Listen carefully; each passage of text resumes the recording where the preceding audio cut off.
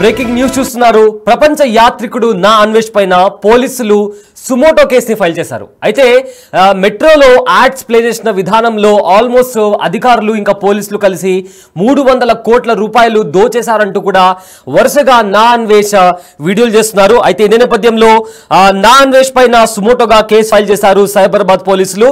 Hyderabad metro betting apps promotion పై వరుస వీడియోలు చేశాడు యూట్యూబర్ అన్వేష్. అయితే దీంట్లో డీజీపీ, మెట్రో ఎండి ఎన్విఎస్ఎస్ రెడ్డితో పాటు మాజీ సీఎస్ శాంతికుమారి, ఐఏఎస్ల పైన కూడా వీడియోలు చేశాడు.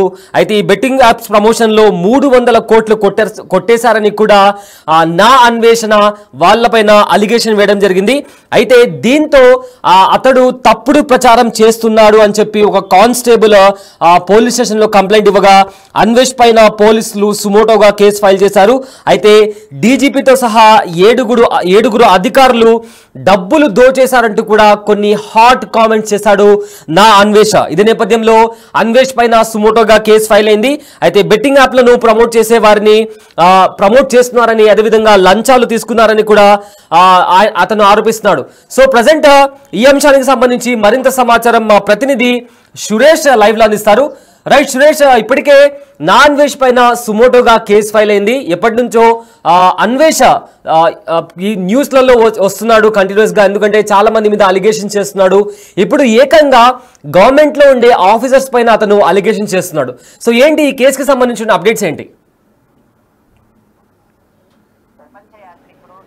ప్రపంచ యాత్రికుడు నా అన్వేష్ పైన సైబరాబాద్ సైబర్ క్రైమ్ పోలీసులు కేసు నమోదు చేశారు. పలు సెక్షన్ల కింద ఆయన పైన కేసు నమోదైంది. అయితే రాష్ట్ర డీజీపీ జితేందర్తో పాటు శాంతకుమారి, సిఎస్ శాంతకుమారి, అదేవిధంగా మరికొంతమంది ఐఏఎస్ అధికారులు, అదేవిధంగా ఎన్విఎస్ రెడ్డి, మెట్రో రైల్ ఎండి ఎన్విఎస్ రెడ్డి పైన ఆరోపణలు చేస్తున్నాడు. 300 కోట్ల రూపాయలు లంచంగా తీసుకొని ఏదైతే మెట్రో రైల్లో బెట్టింగ్ యాప్లకు సంబంధించిన ప్రమోషన్ వీడియోస్ని ప్రచారం చేసే విధంగా వీరంతా సహకరించారని చెప్పేసి ఆయన వీడియోలో పోస్ట్ చేసినట్టుగా ఒక IT cell constable Naveen Kumar Cyberabad cyber crime పోలీసులకు ఫిర్యాదు చేయడం జరిగింది.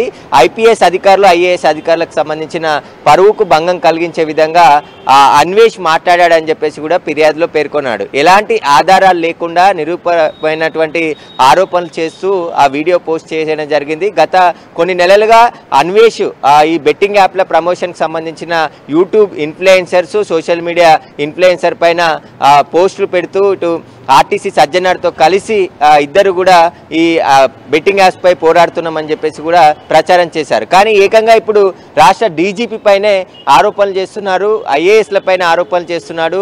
అతని దగ్గర ఉన్న ఆధారాలు ఏంటి అనే దానిపై కూడా స్పష్టత లేదు. కానీ వీడియోలు చేసి ఎక్స్ వేదికగా, అదేవిధంగా యూట్యూబ్ ఛానల్లో పోస్ట్ చేసినట్టుగా పోలీసులు గుర్తించి అతనిపై కేసు నమోదు చేయడం జరిగింది. ప్రస్తుతం ఆయన ప్రపంచ యాత్రికుడిగా విదేశాల్లో పర్యటిస్తున్నాడు.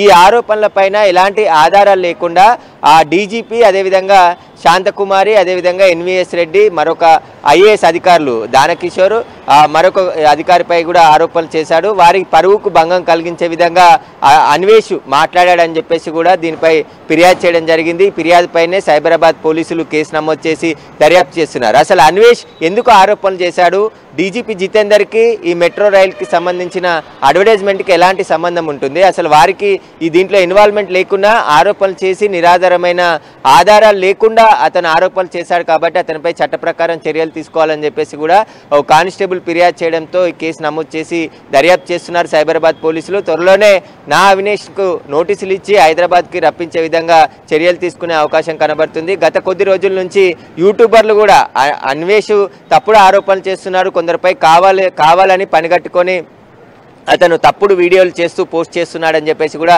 చాలామంది ఆరోపించారు. కానీ ఏకంగా రాష్ట్ర డీజీపీ జితేందర్ని, అదేవిధంగా ఐఏఎస్ అధికారులను టార్గెట్ చేసి ఎందుకు వీడియో చేశాడు అన్వేష్ అని దానిపైన ప్రస్తుతం చర్చ జరుగుతుంది. సోషల్ మీడియాలో ఇన్స్టాగ్రామ్, అదేవిధంగా ఫేస్బుక్, ట్విట్టర్లో అనేక దాంట్లో పోస్ట్ చేశాడు ఈ వీడియోని. తర్వాత ప్రైవేట్లో పెట్టాడు. ఎందుకు పోస్ట్ చేశాడనే దానిపైన ఇప్పుడు పోలీసులు ఆరా తీస్తున్నారు.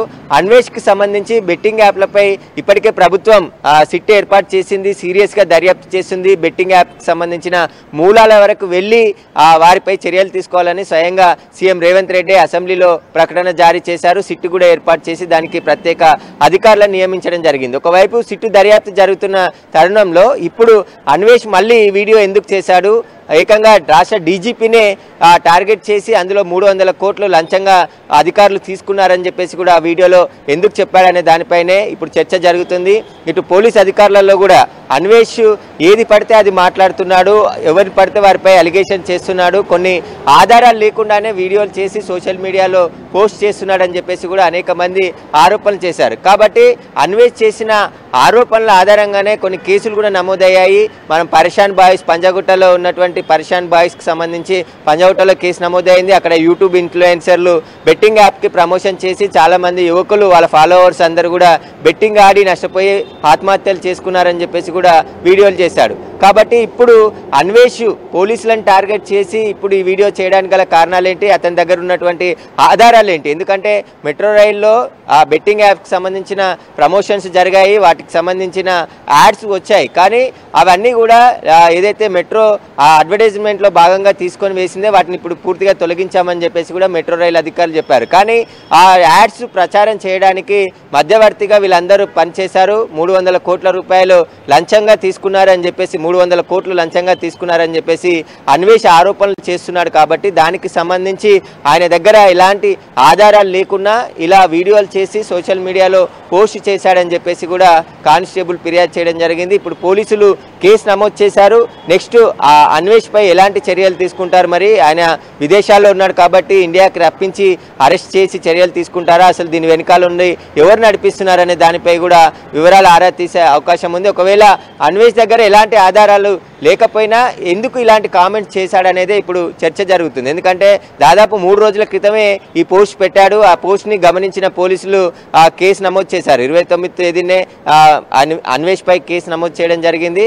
ఆలస్యంగా ఈ బయటికి రావడం జరిగింది. కాబట్టి ఇప్పుడు ఆ రాష్ట్ర డీజీపీ జితేందర్ని టార్గెట్ చేసి అదేవిధంగా మరికొంతమంది ఐఏఎస్ అధికారులని టార్గెట్గా చేసుకొని వీడియో ఎందుకు చేయాల్సి వచ్చిందనే దానిపైన ఇప్పుడు చర్చ జరుగుతుంది. దీనికి సంబంధించి అన్వేష్ కొన్ని ఛానల్స్ కూడా ఇంటర్వ్యూ ఇస్తూ బెట్టింగ్ యాప్లో భర్తం పడతాను, వదిలే ప్రసక్తే లేదు, ప్రభుత్వం కూడా చర్యలు తీసుకుంటుంది కాబట్టి నా దగ్గర చాలామంది ఆధారాలు ఉన్నాయి, బెట్టింగ్ యాప్స్కి సంబంధించి ప్రమోషన్లు చేసి కోట్ల రూపాయలు కొల్లగొడుతున్నారు యూట్యూబ్ ఇన్ఫ్లుయెన్సర్స్ అని చెప్పేసి యూట్యూబ్లో ఇన్ఫ్లుయెన్సర్గా ఉన్న వారిపైనే గతంలో టార్గెట్ చేసేది. కానీ ఇప్పుడు ఏకంగా తెలంగాణ రాష్ట్ర డీజీపీ జితేందర్తో పాటు మాజీ సీఎస్ శాంతకుమారి అదేవిధంగా దానకిషోరు మెట్రో రైల్ ఎండి ఎన్వీఎస్ రెడ్డిని కూడా పేర్కొన్నాడు. కాబట్టి వీటందరికీ సంబంధించి ఎలాంటి ఆధారాలు అన్వేష్ దగ్గర ఉన్నాయి, వాళ్ళు ఏ విధంగా ఈ బెట్టింగ్ యాప్స్కి మెట్రో రైల్లో ప్రమోషన్ చేసే విధంగా తోడ్పడ్డారో వారికి సంబంధించిన ఎలాంటి ఆధారాలు ప్రస్తుతానికి లేకున్నా ఆయన వీడియోలు చేశాడని చెప్పేసి కేసు నమోదు చేశారు. అయితే ఇక పోలీసులు యాక్షన్ ఎలా ఉండబోతుంది అనేది